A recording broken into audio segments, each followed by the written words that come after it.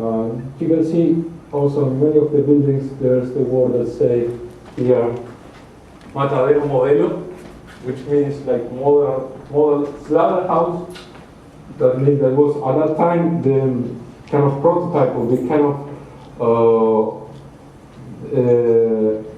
slaughterhouse that should be built and used in terms of new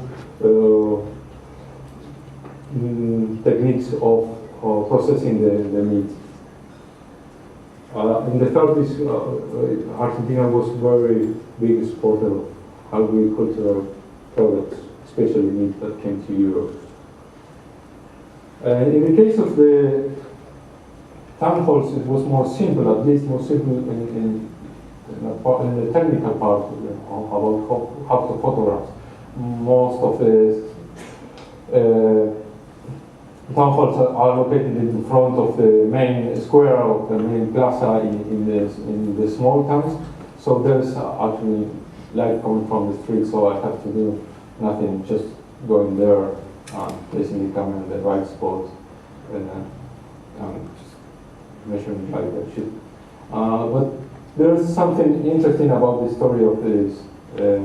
Let's go back to this townhouse, because Salomone was especially requested to build the tower of the town halls higher than the tower of the church in the small town.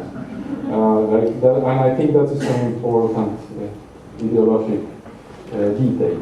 Also, in all of them, a clock is included on top. In terms of, it says that Fresco say that to Salamone, well, the clock should set the time of the town and not all the bells of the church. And this is another interesting story about this photograph of the town hall of Lobelia. I misunderstood the article by Bellucci in this Journal of Propaganda Arts, where he said that he mentioned this project. Actually, there's an original drawing, a reproduction of the drawing by Salamone about this town hall in Lobelia. So I went to Lobelia trying to photograph this building, and I found out that there was completely different town hall. So, well, and later I understood that there was a project, but it was never built, as well as the portal of the cemetery. So I was so frustrated, and I considered that was so important building. So I made a scale model. I photographed the scale model in the same way I did with the rest of the buildings. But I think it's in the portal of the cemetery where Salamone reached the most expressive way of solving this commission in terms of how he worked with these volumes and with these iconic figures he included. You can see that in some of them, or most of them, he includes this rest in peace and RIP and these huge letters, these flat letters on there. I mean, it's hard to recognize that they are letters, but when you see live, it's really easy to foresee. Well, I have to say that it was not easy to follow the trace of Salamone in traveling in the province of Buenos Aires. That in the line that connects all these buildings is around 1,600 miles long.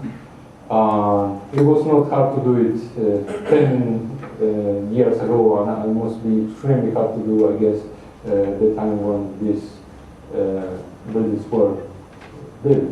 So that was one of the, behind that was, I think, one of the most important intentions behind this project. The fact that I find out many architects or people that knows about architecture and don't know this work, the fact that was done in only 4 years, all these buildings, I think is such a monumental scale that I really wanted to do as much as possible to bring it to the light. I mean, I don't really succeed, but well, at least few more people knows about this work. after I did this project. So in a way I feel comfortable with that. And that's it.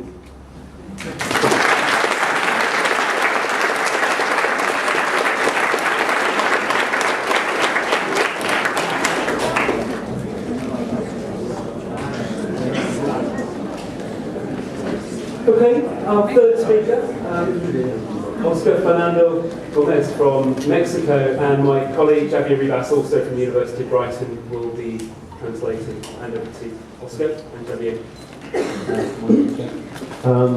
Oscar has wrote a statement that he will read in Spanish and in sections, and then I will read the translation that he's provided me with.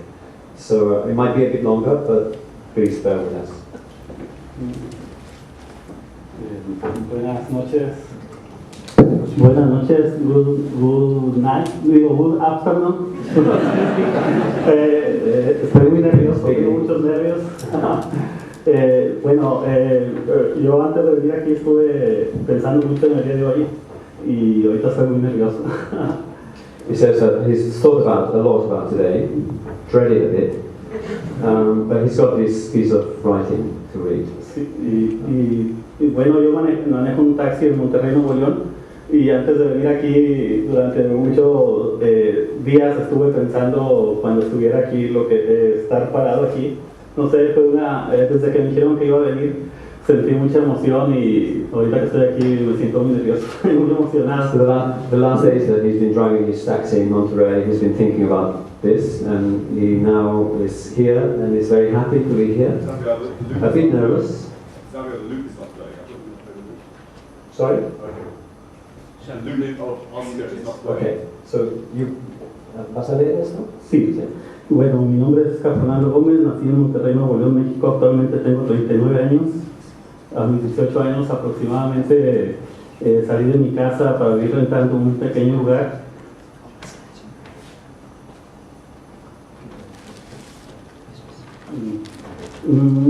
A mis 20 años decidí viajar a Mazatlán a buscar una oportunidad laboral, un cambio de vida, y en el transcurso me equivoqué de ciudad, llegué a una ciudad llamada Guadalajara. Me faltaban 4 horas para llegar a Mazatlán y empecé a vivir en la calle sin dinero, con una bolsa con mis documentos personales. Vivía en la calle, comía palomitas y restos de refrescos que dejaban las personas, y a 2 horas de la ciudad vivía mi tía. It's all right. I think I'll continue in English. Yeah? Está bien. Please, sit down. Yeah? ¿Quieres continuar? Sit down. I will read in English.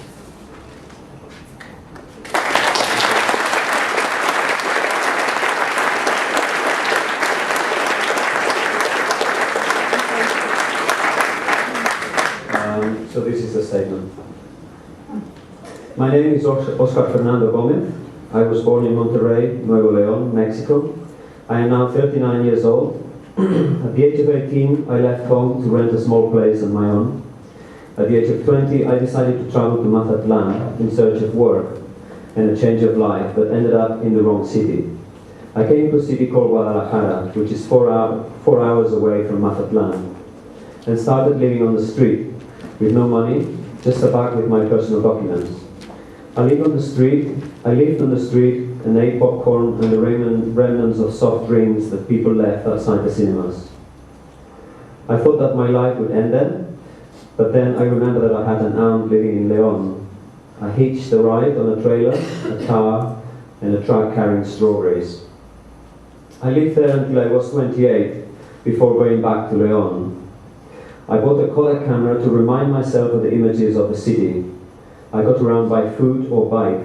I toured León, Guanajuato, taking pictures. I went back to Monterrey, by which time I had bought a 35mm roll of film. I started taking photographs for pleasure, in rivers, hills, and all kinds of natural settings. Someone mentioned that a neighbor of mine was going to get married and that I should take photos of the event.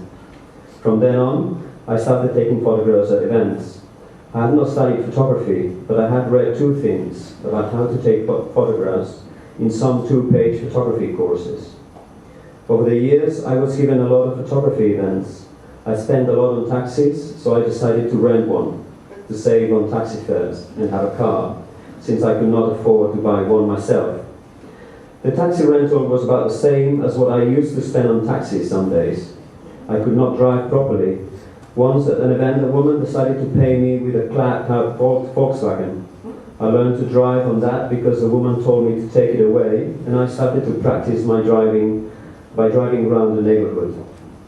When I rented a taxi, I could not drive properly. The passengers gave me tips on how to drive since by that time I had a wife and we were planning to have a family. Sometimes I would work in the taxi and watch the dawn or the sunset. And I planned to make a photographic album for my future son or daughter. We found out that it would be a girl, and I went on taking photographs of landscapes and scenes I noticed during my work in the taxi. We were extremely happy and were looking forward to the next day. My daughter was born on November 24th, but died soon after. We never realized there was a problem until she was born. Everything finished in a single day. I no longer had any events to photograph and began working as a full-time taxi driver and went on taking photos. I was attracted by people's tragedies and problems, and I took photographs by letting myself be carried away by my heart and mind. Every time I felt a sort of impulse or the energy to take a photograph. I have taken thousands of photographs in which I felt nothing, but there have been others in which I have felt an irrepressible desire to take them and preserve them.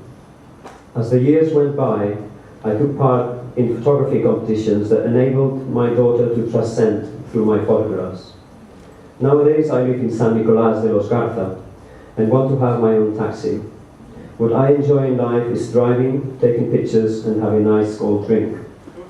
I think I will spend the rest of my life appreciating the fact that I do what I like.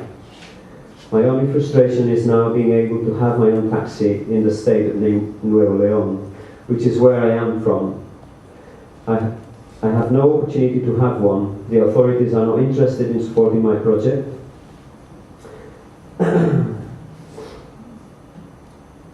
And being able to continue my work will depend on my personal efforts and the support of the people that like my work. I can visualize myself in the future, showing my photos to my two children, one aged 2 and the other one aged 8 months, and if I am lucky, to my grandchildren. And I would like to tell anyone that where there's a will, there's a way. And those that are famous or important now, or transcended, have undergone all kinds of limitations. Some will be ashamed, and others will be proud to see the road they have taken.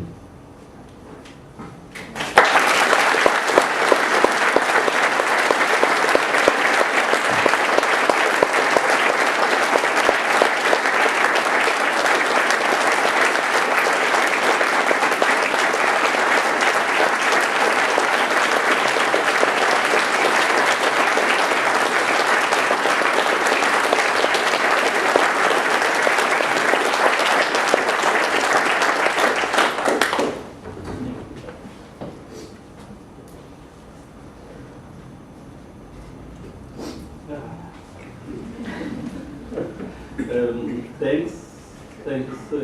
I remember to write on all my life. Okay.